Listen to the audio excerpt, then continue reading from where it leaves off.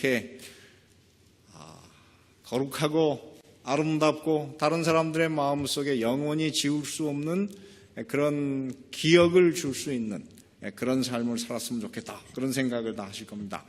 우리 한번 이 말씀을 읽기만 해도 여러분에게 은혜가 될 텐데요. 한번 이 말씀을 읽어보겠습니다. 사도행전 6장 1절부터 15절까지 있는 말씀을 먼저 읽겠습니다.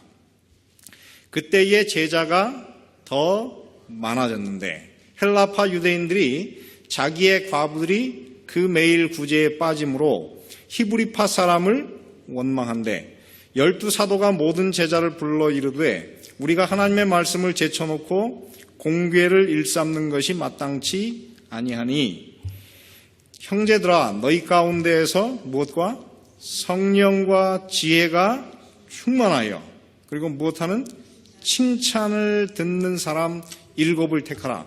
우리가 이 일을 저희에게 맡기고 우리는 기도하는 것과 말씀 전하는 것을 전무하리라 하니 온 무리가 이 말을 어떻게 했습니까? 기뻐하여 믿음과 성령이 충만한 사람 스데반과 또 빌립과 브로고로와 니가노르와 디몬과 바메나와 유대교에 입교한 안디옥 사람 니골라를 택하여 사도들 앞에 세우니 사도들이 기도하고 그들에게 안수하니라. 하나님의 말씀이 점점 어떻게 됐습니까? 왕성하여 예루살렘에 있는 제자의 수가 더 심히 많아지고 허다한 제사장의 무리도 이 도에 복종하니라. 그 다음부터는 이제 스데반에 관한 기록입니다. 스데반이 은혜와 권능이 어떻게 했습니까? 충만하여 큰 기사와 표적을 민간에 행하니 리버디노, 구레네인, 알렉산드리아인, 길리기아와 아시아에서 온 사람들의 회당이라는 각 회당에서 어떤 자들이 일어나 스데반으로 더불어 변론할세 스데반이 지혜와 성령으로 말함을 저희가 능히 당치 못하여 사람들을 가르쳐 말시키되 이 사람이 모세와 및 하나님을 모독하는 말을 하는 것을 우리가 들었노라 하게 하고 백성과 장로와 서기관들을 충동시켜 와서 잡아가지고 공회에 이르러 거짓 증인들을 세우니 가로되 이 사람이 이 거룩한 곳과 율법을 거스려 말하기를 마지 아니하는도다. 그의 말에 이 나사렛 예수가 이곳을 헐고 또 모세가 우리에게 전하여 준 규례를 고치겠다 함을 우리가 들었노라 하거늘 공회 중에 앉은 사람들이 다 스데반을 주목하여 보니 같이 읽겠습니다. 시작. 그 얼굴이 천사의 얼굴과 같더라. 사도행전 7장 54절부터 59절입니다. 저희가 이 말을 듣고 마음에 찔려 저를 향하여 이를 갈거늘 스데반이 성령이 충만하여 하늘을 우러러 주목하여 하나님의 영광과 및 예수께서 하나님 우편에 서신 것을 보고 말하되 보라 하늘이 열리고 인자가 하나님 우편에 서신 것을 보노라 한데 저희가 큰 소리를 지르며 귀를 막고 일심으로 그에게 달려들어 성 밖에 내치고 돌로 칠세 증인들이 옷을 벗어 사울이라 하는 청년의 발 앞에 두니라. 저희가 돌로 스데반을 치니 스데반이 부르짖어 가로되 주 예수여 내 영혼을 받으시옵소서 하고 무릎을 꿇고 크게 불러 가로되 주여 이 죄를 저들에게 돌리지 마옵소서 이 말을 하고 자니라.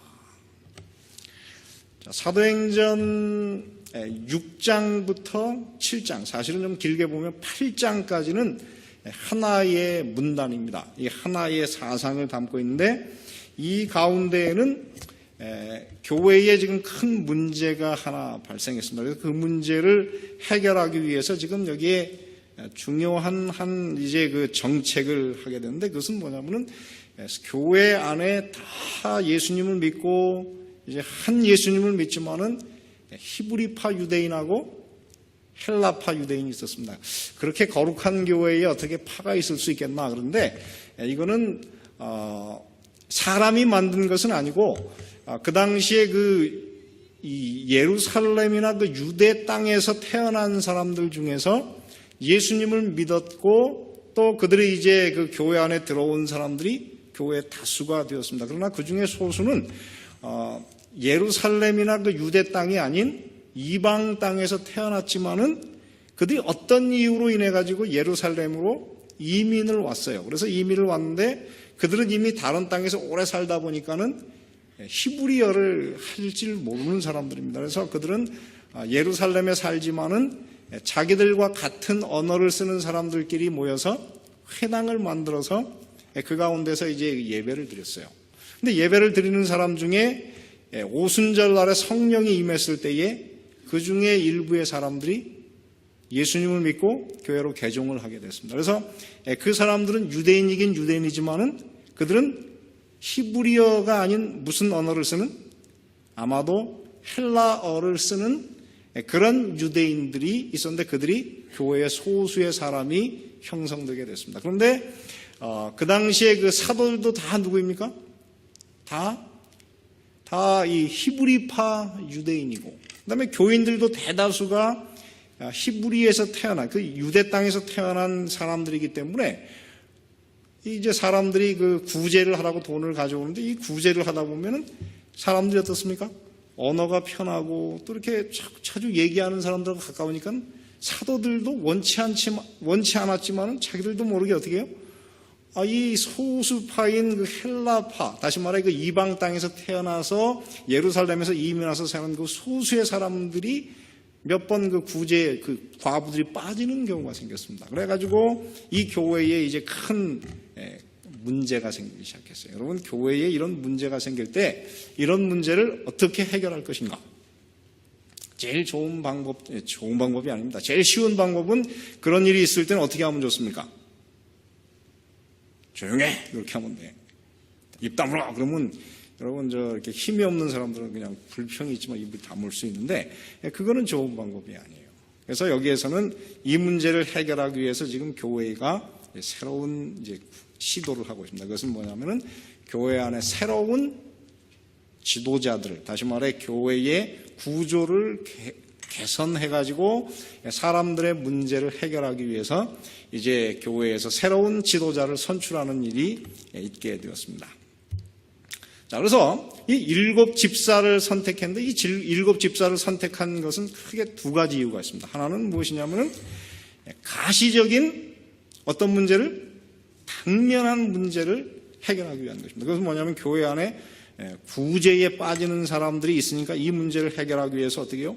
너무나 바쁜 그 사도들에게 이 구제를 맡기지 말고 어떻게 했습니까?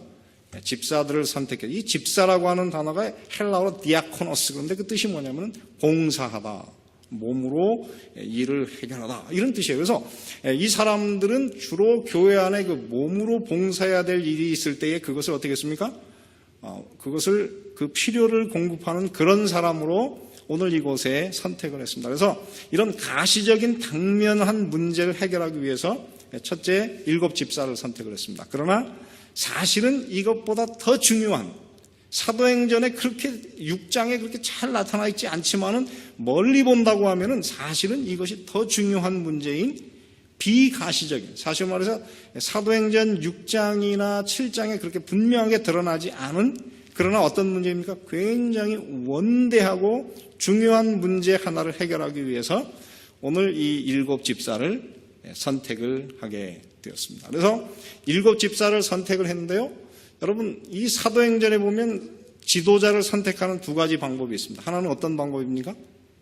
하나님께서 원하는 사람을 직접 부르시는 거예요. 그들은 어떤 사람이었습니까? 사도들. 사도들 12명은 누가 직접 부르셨어요? 예수님이 원하는 사람들을 부르시고 안수하셨습니다. 그래서 이런 방법으로 선택을 했고, 또 한 면으로는 어떻게 선택을 했습니까? 이 사도행전 6장에 처음 나온 것인데 누가 선택을 했어요? 백성들이, 교인들이 원하는 사람을 뽑았어요. 그래서 완전히 다른 선택입니다. 그런데 이 뽑은 다음에 그 위에다가 어떻게 했습니까? 사도들이 안수, 제가 그림을 넣었나요? 좀 지나갔네요. 그래서 이제 안수를 해가지고 그 다음에 지도자로 선택을 했습니다. 그러면 여러분, 이 두 가지 선택 중에 어떤 것이 더 옳습니까? 하나님께서 직접 부르신 것이 옳습니까? 아니면은 교인들이 선택한 다음에 하나님께서 안수하셔서 교회 지도자로 뽑는 것이 옳습니까? 사실은 성경으로 보면 둘 다 100% 완벽하지도 않고 100% 틀리지도 않아요. 왜냐하면 이렇게 말하는 게 좀 이상할 수 있습니다. 하나님께서 선택하시는 것이 어떻게 틀릴 수 있는가? 그냥 결과로 본다 그러면 12사도들 중에서 누가 생겼습니까? 배반자 유다가 생겼기 때문에 이걸 본다 그러면 조금 정말 인간적인 눈으로 본다 그러면 100% 옳다 얘기할 수도 없고, 그 다음에 7 집사가 있었지만 7 집사 중에서 누가 생겼느냐면 나중에 니골라라고 하는 영지주의라고 하는, 그래서 이 초대교회 첫 이단이 생겼는데 그 사람이 사실은 교회의 7 집사 중에 하나였어요. 그러니까는 하나님의 관점에서 본다 그러면 사실 하나님의 죄송합니다. 이 사람의 관점에서 본다 그러면은 어느 것도 100% 옳다고 얘기할 수는 없어요. 그러나 한 가지 분명한 것은 오늘 이 시대에 많은 사람들은 이 교회에서 사람을 선택하는 것에 대해서 여러분 어떻게 생각하십니까? 이거는 내가 얼마든지 거절할 수 있는 것이다 이렇게 생각을 할 수 있어요. 근데 그거는 이 성경을 우리가 믿는 사람이라고 하면 그렇게 생각하면 안 된다고 하는 것입니다. 성경으로 보면은 교회에서 선택하는 것은 사실 누가 선택하는 거예요? 사람이 선택하는 것 같지만 누가 선택하는 것입니까?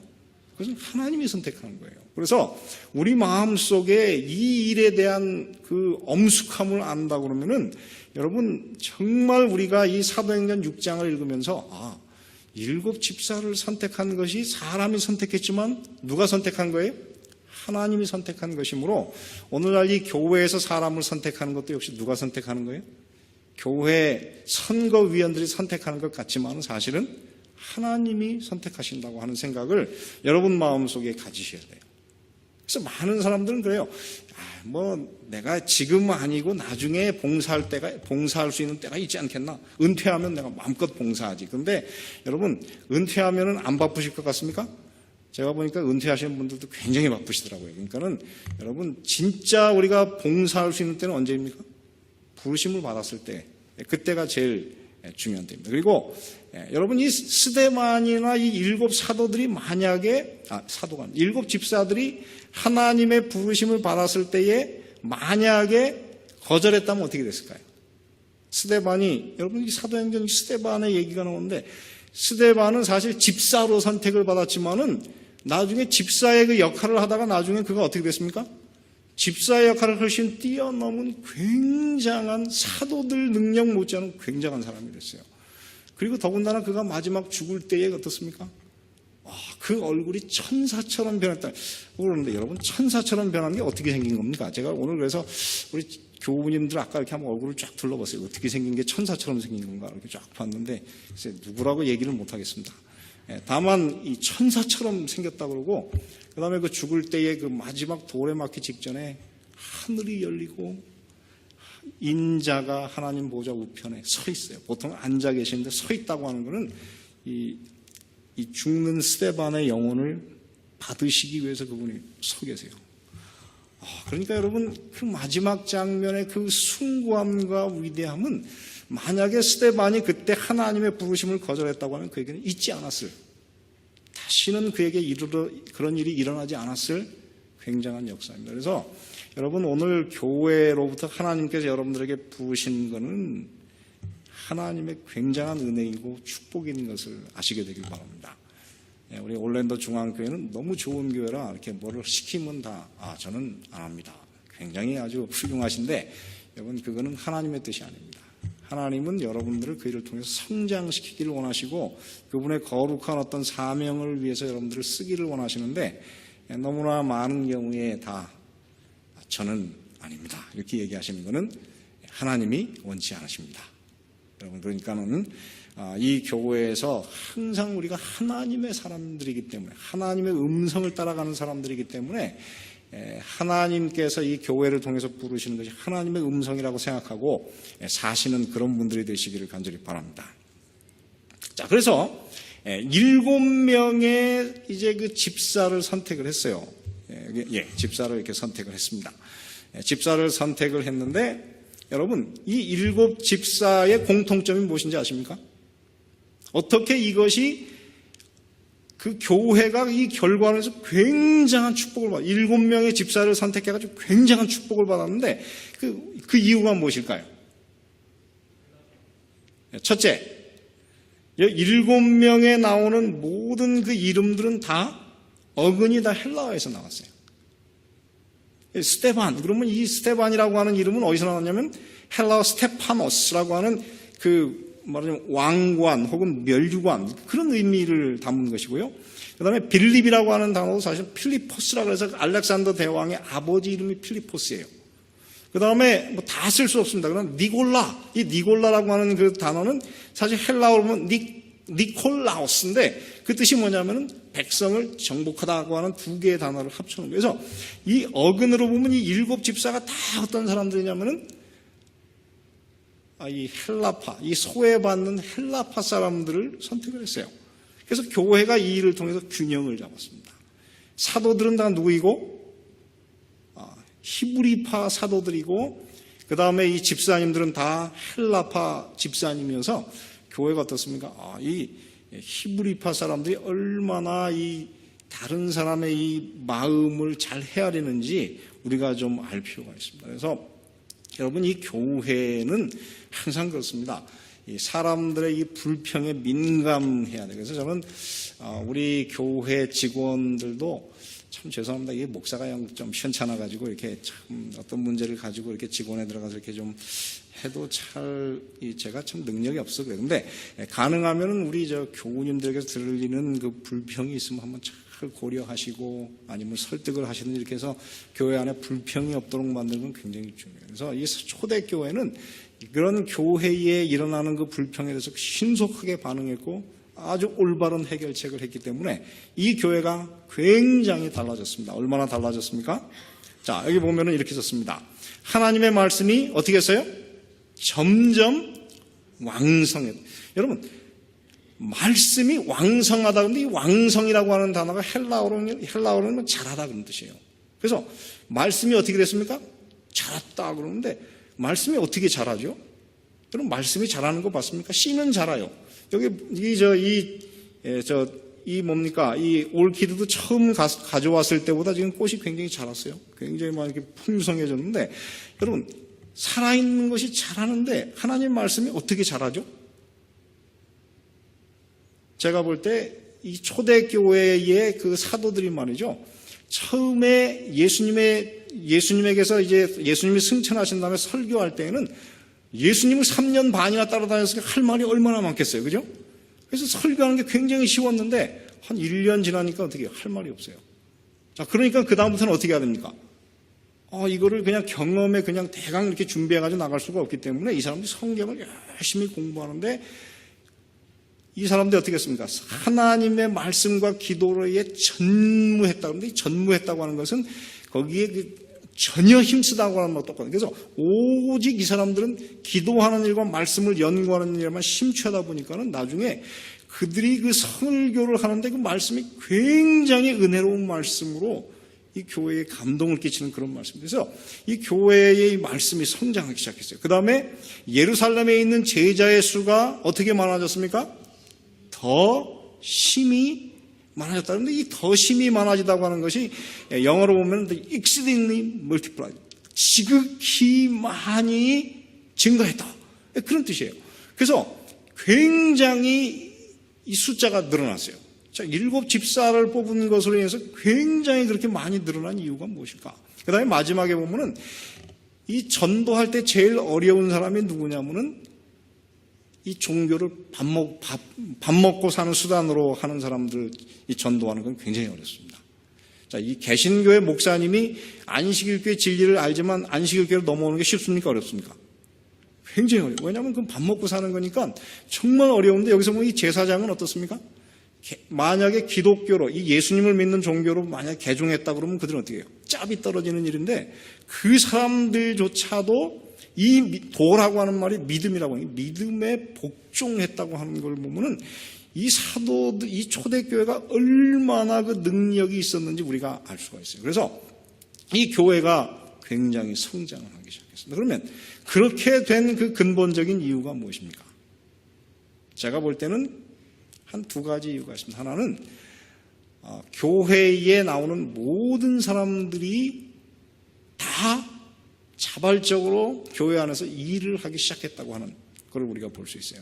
제가 그 메릴랜드 중앙교회를 갔습니다. 그랬더니 메릴랜드 중앙교회하고 우리가 다른 것이 똑같은 게 하나 있습니다. 똑같은 거는 청년하고 저희하고 이렇게 숫자를 합쳐놓으면, 청년, 장년 숫자를 합쳐놓으면 메릴랜드 중앙교회의 그 참여하는 숫자하고 비슷해요. 거기도 한 안식일 날 제가 설교할 때 보니까 연합 예배를 드렸는데 한 150명 정도 모였던 것 같아요. 그러니까 우리하고 비슷해요. 근데 물론 건물은 저희가 훨씬 좋습니다. 이쁘고 좋고 더 크고. 그런데 문제는 그 교회는 청소부가 없어요. 저희 교회는 지금 돈을 주고 청소를 맡기죠. 근데 거기 갔더니 청소하는 분이 없어요. 청소하는 사람을 고용하지 않았고, 그 다음에 밖에 그 잔디 깎는 것도 잔디 깎는 사람을 고용해서 하지 않아요. 어떻게 하나 그래서 자세히 봤더니 화장실 들어갔더니 거기 담당 그래가지고 사람 이름을 2사람 이렇게 써놨어요. 본당, 담당 몇 사람 이름을 이렇게 써놨어요. 그래서 교회의 모든 구역마다 뭐를 하냐면 담당자를 다 정해가지고 교인들이 어떻게 해요? 자기는 그 부분만 청소하면 돼요. 그래서 그 목사님 하는 얘기가 교회에서 짭이 없는 사람이 아무도 없대요. 교회에서 일하는 모든 사람들이, 교회에 다니는 사람이 다 짭이 있다 그래요. 그래서 제가 그 얘기를 듣고, 야, 우리도 사실은 이거를 좀 해보면 좋겠다. 좀 그런 생각이 들었어요. 왜냐하면 우리는 물론 뭐 이렇게 청소하는 분에게 맡기면 얼마나 깨끗하고 좋습니까? 그러나 여러분, 그렇게 되면 우리가 다 손님 같아요. 근데 그 교회는 남자들이 그 화장실에서 청소 이렇게 하는 게 쉽지는 않죠. 그런데 여자분들은 더 그렇겠죠. 근데 이 청소를 그렇게 하면서 교인들이 어떻게 하면, 나는 이 교인이다. 이런 생각을 다 가지게 돼요. 그래가지고 교인들이 그렇게 아주 열심히, 일을 안 하는 분이 하나도 없어요. 그 다음에 그 교회의 장점 중에 하나가 뭐냐면, 거기에는 그 63년생 장로님들이 5명, 현직 장로가 5명이에요. 그 조종학 집사님이 거기 가면 현직 장로님이신데. 근데 그 사람들이 어떻게 장로가 현직 5명 똑같은 나이를 가진 사람이 어떻게 장로인가 그랬더니 어떤 일이 있었냐면 거기에 그 63년생 유력한 장로님이 하나 있었어요. 근데 교회가 잘 안 늘어나니까 어떻게 하면 늘어날까 그러다가 한국에 자기 고등학교 졸업한 친구들을 자기 직장, 자기가 운영하는 덴탈랩의 직원으로 고용을 해가지고 그 사람들을 다 이민을 시켰어요. 한 사람이 이민을 시킨 다음에 그 사람이 이제 또 이렇게 살만하니까 다른 사람을 또 고용해가지고 또 데려와서 또 이렇게 앉히고 이렇게 해가지고 5가정을 데려왔는데 그 5가정들이 다 교회의 장로님들이 됐어요. 교회가 그래서 튼튼하더라고요. 제가 가면서 우리 교회도 이민 정책을 좀 해야 되겠다 이런 생각을 좀 했습니다. 그 다음에 또 한 가지 제가 참 놀라운 걸 봤는데 그 교회에 은퇴하신 한 70세가 넘으신 한 장로님이 계셨습니다. 은퇴 장로님이신데 이분의 고향이 충북 진천이에요. 우리 저하고 똑같은 충북 사람, 진천 사람인데 이분이 자기 저 집에다가 이렇게 뭐라자면 밭을 만들어 가지고 야채를 키우는데 같은 동네에 사는 어떤 분한테 이 야채를 계속 주고 이렇게 교제를 했대요. 그러다가 나중에 이분하고 친해져 가지고 그분한테 안식일 진리에 관한 책을 하나 이렇게 갖다 줬답니다. 근데 그 책을 읽고 그분이 감동을 받아가지고 우리 교회를 나오기 시작했는데 그분이 누가 됐느냐면은 Return to the Bible을 만드신 한성호 목사님. 개신교회 그 성결교회를 나가다가 은퇴하시고 그 지역에 사시는 분이 그 평신도 장로님 한 분의 그 계속 친절과 사랑 때문에 감동을 받아가지고 그분이 나중에 안식일이 맞다 이런 책을 지금 써가지고 지금 미국 전역에 많은 역할을 하는 그런 일을 하게 됐어요. 그래서 제가 그 일을 보면서 교회는 과연 무엇으로 사는 것인가? 그거는 우리가 이 교회에서 다 하나씩 뭐를 가지자? 할 일을 가지자. 죽는 그날까지 할 일을 가지고 교회를 위해서 일을 하자. 그러면 어떻게 돼요? 교회도 살고 나도 살고. 그래서 저는 이 글을 보면서 제가 참 이 사도행전 6장에 있는 이 얘기는 남의 얘기가 아니고 지금도 우리가 실천한다 그러면 얼마든지 교회에서 우리가 활용할 수 있는 말이다. 그런 생각을 하게 됐습니다. 여러분 이 말씀을 한번 좀 보시기를 바랍니다. 이 말씀에 보면 이렇게 썼어요. 복음 교역자들은 그들의 직분을 세속적이거나 정치적인 모든 것들로부터 어떻게 해요? 벗어나게 하여 그들의 모든 시간과 재능을 그리스도의 활동 분야에 바쳐야 한다. 어떤 목회자를 교회의 사업과 관련된 사업적인 문제들을 감독하도록 한 지역에 붙들어 두는 것은 그의 무엇에? 영성에 도움이 되지 않는다. 그렇게 하는 것은 사도행전 몇 장에? 6장에 밝혀진 성경의 계획과 어떻게 해요? 일치되지 않는다. 이 계획을 어떻게 하라? 연구하라. 그것이 하나님이 찬성하시는 바이다. 그 말씀을 따르라. 제가 왜 이 말씀을 저는 100% 공감을 하느냐면은 제가 한국에서 일선 목회를 5년을 했습니다. 근데 5년을 하는 동안에 처음에는 목회하는 게 너무 힘들어가지고 아주 고생했는데 한 3년 정도 지나면서 이 성경을 공부하면서 제가 이렇게 이 몸에 근육이 붙듯이 이 말씀에 대한 근육이 붙기 시작하더라고요. 그래서 그때부터는 이렇게 설교를 하면 교인들이 좋아하기도 하고 나가서 이렇게 부흥회를 인도하고 보면 굉장히 이렇게 좀 은혜를 받아요. 그래가지고 그때부터는 이제 뭐 합회에서 무슨 청소년 집회가 있으면 강사로도 가고 이렇게 했는데 이제 그러다가 제가 5년 동안 목회를 열심히 했는데 그 다음에 갑자기 어느 날 영어학원으로 발령이 딱 났어요. 영어학원을 하는 게 뭐냐면은 이 아침에 8시에 출근하고 밤 10시에 퇴근을 해가지고 하루 종일 그 오피스에 이렇게 붙어가지고 관리를 해야 돼요.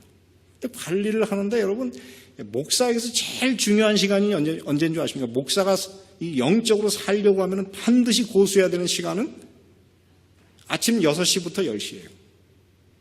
그 시간에는 다른 일을 하지 말고 성경을 공부하고 기도해야 되는 시간. 근데 밤 10시에 퇴근해가지고 밤 11시나 12시에 잤다가 일어나면 뭐 벌써 출근해야 할 시간이고 그러니까는 그렇게 한 2년을 살다 보니까는 마음속이 이상하게 허해져요. 그러면서 영어학원에서 사업이 굉장히 잘 됐습니다. 제가 처음에 영어학원에 들어갈 때 그 학원의 학생 수가 600명이었는데 1년이 지나니까 학생이 1,400명으로 됐어요. 굉장히 성공을 했지만은 제 마음속에 하나님과 늘 가지는 그 아름다운 관계를 잃어버리니까 목사로서 사는 것이 하나도 재미가 없어요. 그래서 제가 그때의 기도가 뭐냐면 하나님 빨리 이 영어학원을 벗어나게 해주십시오. 이렇게 기도했는데 하나님께서 어느 날 저를 미국으로 보내주셔서 제가 이제 드디어 정말 이게 목회를 하면서 말씀을 다시 보게 됐어요. 그래서 이 그리스도인의 삶에서나 목회자가 항상 해야 될 것은 뭐냐면 이 영성 연마를 위해서 시간이 주어져야 되고 그 일이 그의 삶의 중심이 돼야 돼요. 그래서 그렇게 하려고 그러면은 교회에 있는 우리 모든 분들이 하나님의 일을 위해서 무엇인가 일을 하는 그런 상태로 이 교회가 움직여줘야 됩니다. 그래서 여기 한번 말씀을 보시기를 바랍니다. 이게 똑같은 말씀이니까 제가 이건 넘어가겠어요. 이 말씀을 한번 읽어보겠습니다. 아버지와 그분의 아들 예수 그리스도와 교제를 가지면 어떻게 하게 되고 고상하게 되고 그 다음에 높임을 받고 말할 수 없는 기쁨과 충만한 영광의 동참자가 되게 할 것이다. 그 다음에 있는 말씀 같이 한번 읽어보겠습니다. 시작. 음식과 의복과 신분과 부도 그 나름의 가치가 있다. 그러나 하나님과 연결을 맺고 그분의 신령한 본성의 동참자가 되는 것은 헤아릴 수 없는 가치가 있다. 그렇습니다. 그래서 오늘 우리 교회에서 정말 이 교회가 참 죄송합니다. 이 교회가 더 발전하려고 그러면은 목사가 더 많이 말씀을 연구해야 되는데 요즘에는 말씀을 연구하다 보니까는 사람이 하루에 말씀을 연구할 수 있는 시간도 그렇게 길지 않더라고요. 한 서너 시간 하고 나면 지쳐가지고 더 이상 할 거 없어요. 그런데 우리 교회는 목사가 말씀을 연구할 수 있는 시간은 충분한 것 같아요. 다만 우리 교회 우리 모든 교우님들도 이 교회를 위해서 무엇인가 일을 하시고 또 본인의 그 삶에 정말 이 하나님과 교제하는 그 거룩한 기쁨이 무엇인지를 여러분 삶 가운데서 체험하시는 그런 삶을 좀 가져보시게 되기를 간절히 바랍니다. 자, 아까 이것은 했고요. 자, 두 번째, 사도들이 그 집사들을 선택한 또 한 가지 이유는 무엇이라고 했습니까? 비가시적이고 뭐였습니까? 원대한 목표를 위하여.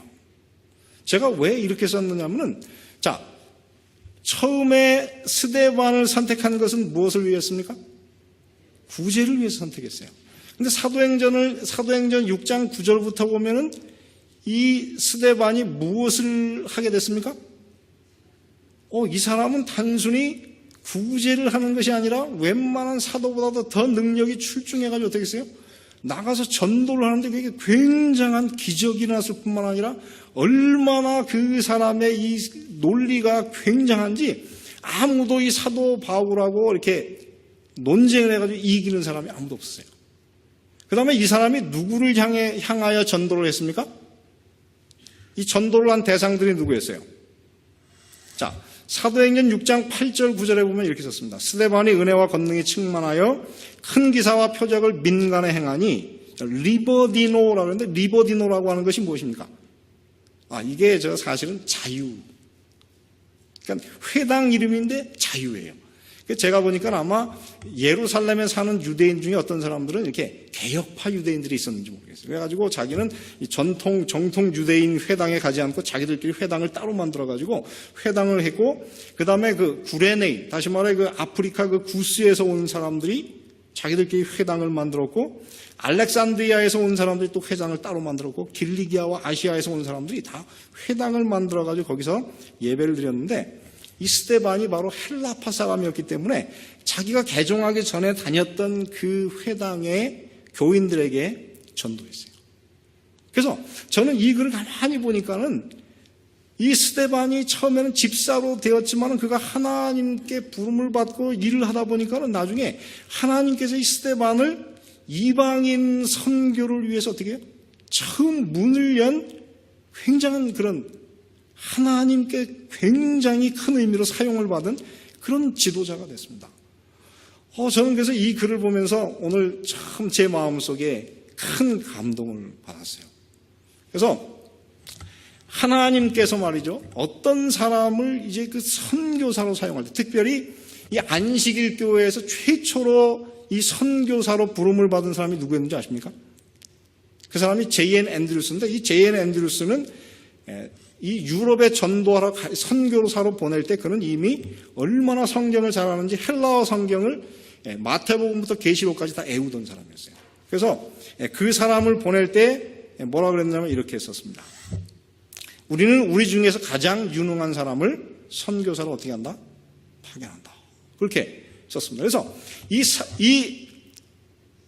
여기에 지금 나오는 스데반은 그가 이 하나님께 집사로 사용되면서 그는 굉장히 놀라운 사람이 됐어요. 이 성경에 이 엘렌 화이트 여사가 이 사람에 대해서 뭐라고 썼냐면 이렇게 썼습니다. 여러분 한번 읽어보시기 바랍니다. 스데반이 성령의 능력을 통하여 말할 뿐 아니라 뭐라고 했습니까? 예언의 학도요, 율법의 모든 문제에 능통한 자라는 것이 모든 회중에게 분명해졌다.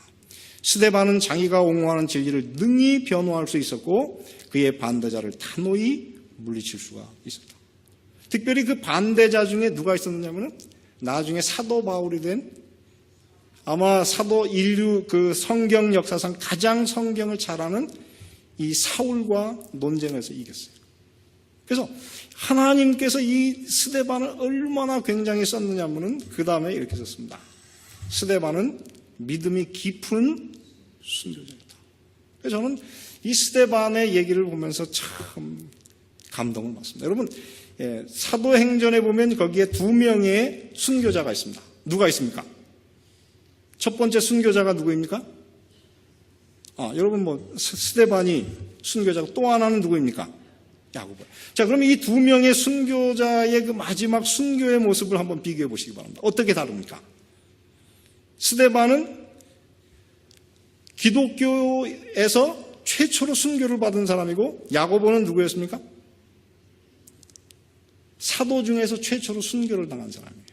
그런데 이 두 사람 중에서 그 마지막에 누구의 순교가 훨씬 더 아름답습니까? 야고보의 죽음에 대해서 사도행전 12장에 기록했지만 별로 기록이 없는데 스데반은 그 죽을 때 뭐라고 했습니까? 그 얼굴이 천사와 같다 그랬고, 그 다음에 그가 죽을 때 어떻게 했어요? 하늘이 열리고 하나 인자가 어떻게 해요? 보좌 우편에 서신 것을 그랬어요. 자, 그런데 여러분 놀라운 것은 이 사도 바울의 개종에 있어서 가장 큰 영향을 미친 한 사람이 누굴까요? 이 사도 바울의 개종에 있어서 가장 큰 영향을 미친 사람이 누구입니까? 사실은 스데반의 순교였어요. 왜냐하면 여기 한번 보시기를 바랍니다. 자, 이거는 넘어가고요. 예. 자, 여기 한번 읽어볼까요? 살아남은 자들 265, 266페이지에 보면 스데반의 순교는 이를 본 모든 사람에게 깊은 감명을 주었다. 그것은 교회에게는 비통한 시련이었으나 반면에 그 결과로 누가? 사울이 회심하게 되었다. 그 다음에 있는 말씀은 참 좋습니다. 순교자의 믿음과 충성과 찬송은 사울의 마음에서 사라지지 않았다. 스데반의 얼굴과 말에 나타난 하나님의 간합하시는 증거는 빛을 거절함으로 마음이 완고해진 자들 외에는 그 말씀을 듣는 모든 사람을 감동시켰고 그 광경을 목격한 사람들의 마음에 남아 있어서 그가 전한 진리를 계속 증거하였던 것이다. 자, 사도 바울의 삶에 항상 담기를 원했던 사람이 누굴까요? 사도 바울이 계속 담기를 원했던 한 사람이 있었습니다. 여러분 누굴까요? 예, 그게 사실은 스데반이었습니다. 왜 그러냐면은 여러분 한번 보시기 바랍니다. 첫째, 이곳에 보면은 사도 바울이 그의 사도 바울에 대해서 쓴 한 글에 보면 이렇게 썼습니다. 사도 바울은 그가 어떤 사람이냐면 첫째, 그는 머리는 어떻습니까? 대머리였고 키는 어떻습니까? 조그맣고 허리는 평생 성경연과 천막 짓는 노동을 어떻게 했습니까? 구부러졌는데 그의 얼굴은 무엇처럼? 천사와 같았다. 그렇게 이야기했습니다. 그래서 그의 그 죽을 때의 그 모습이 누구하고 비슷했냐면은 스데반이 죽을 때와 똑같았어요. 이게 우연인지는 모르지만은 이 사도 바울은 어떻게 해요? 여러분 이 사도행전 6장 7장에 스데반의 순교의 이야기를 누가에게 해줘가지고 성경에 기록되게 한 사람이 누굴까요? 스데반이 순교할 때 그 옆에 같이 있었던 사람이 사도 바울이었어요. 그래서 사도 바울은 그 스데반의 순교가 너무 멋있었기 때문에 그 장면을 누가에게 해줬고 누가가 그걸 기록한 거예요. 그래서 이 사도 바울의 마음속에 두 가지가 있어요. 하나는 그의 죽을 때 그의 얼굴이 천사와 같았다. 그런데 그가 죽을 때 천사와 같이 됐어요. 그 다음에 하늘이 열리고서 인자를 봤다 그랬는데 그는 분명히 그의 숭고한 얼굴, 변할 때 그 숭고한 얼굴을 보니까 분명히 뭔가를 보긴 봤는데 그게 뭘까? 항상 그게 궁금했어요. 그런데 그가 나중에 다메섹 도상으로 갈 때 그는 무엇을 봤습니까? 그곳에서 예수님을 봤어요. 그래서 이 사도 바울은 실제로 그의 마음속에 늘 담기를 원했던 한 사람이 스데반이었고 그는 결국 스데반처럼 살았어요. 여러분, 만약에 스데반이 죽지 않았다면, 순교를 당하지 않았다면 어떤 일이 일어났을까요? 아마 제가 볼 때는 스데반이 사도 바울처럼 되었을 것이고 인류 역사에 사도 바울은 없었을지도 몰라요. 그래서 저는 이것을 보면서 오늘 이 시대를 살아가는 우리 모든 그리스도인에게 하나님께서 오늘 정말 우리의 삶을 이런 모습으로 사용하기를 원하십니다. 그래서 오늘 이 어두운 시대를 살아가는 우리 모든 성도 여러분, 오늘 우리의 삶에도 하나님께서 나타나셔서 여러분의 삶을 이렇게 사용하기를 원하실 때에 우리도 정말 이 사도 바울처럼 정말 그리스도를 닮은 사람으로서 그리고 다른 사람에게도 우리의 그 마지막 삶이 다른 사람에게 모본이 될 수 있는 그런 거룩한 삶을 살았으면 좋겠습니다. 우리 올랜도 중앙교회 모든 성도들이 이 스데반과 같은 거룩한 삶으로 변화되어 여러분의 삶이 많은 사람들에게 감동을 끼치는 삶이 되기를 바라고 오늘 말씀을 마치겠습니다. 은혜로우신 아버지 하나님, 오늘 이 저녁에 당신의 자녀들의 마음속에 임하여 주셔서 스데반처럼 주님의 부르심을 받아서 저희들이 작은 일에서 주님을 섬길 수 있도록 도와주시고 진정으로 우리의 봉사를 통하여 하나님의 영광이 드러나게 해주시고 또한 저희들도 변화되어 주님을 닮아가는 사람들이 될 수 있도록 은혜를 베풀어 주시옵소서. 우리 힘으로는 아무것도 할 수 없지만은 스데반이 주님을 바라보았을 때 그를 통하여 주님께서 사도 바울을 변화시키시고 사도 바울을 세상의 위대한 선교사로 삼으셨고 인류 역사의 가장 큰 정신적인 스승이 되게 했던 것처럼 주여 우리의 삶을 통하여 참으로 우리가 변화시킬 수 있는 사람들을 만나게 해주시고 우리가 변화시킨 그 사람이 참으로 주의 영광을 드러낼 수 있는 그런 삶을 살 수 있도록 주여 은혜를 베풀어 주시옵소서. 오늘 저희들이 주님을 바라보는 그리스도인들이 될 수 있도록 도와주시고 진정으로 스데반처럼 저희들이 참으로 어떤 순간에 있든지 참으로 오직 주님의 영광만을 드러내고 주님과 동행하다가 우리의 삶 가운데 참으로 오직 주의 영광만을 위해서 살아가는 그런 그리스도인들이 될 수 있도록 축복하여 주셔서 우리의 삶이 그리스도를 드러내는 아름다운 그리스도인이 될 수 있도록 은혜를 베풀어 주시옵소서. 돌아가는 당신의 자녀들을 지켜주시고 거룩한 안식일 저희들과 동행하여 주시며 우리 마음속에 주님의 거룩한 영광이 충만한 그런 아름다운 안식을 낼 수 있도록 축복해 주시기를 예수님의 이름으로 기도드리옵나이다.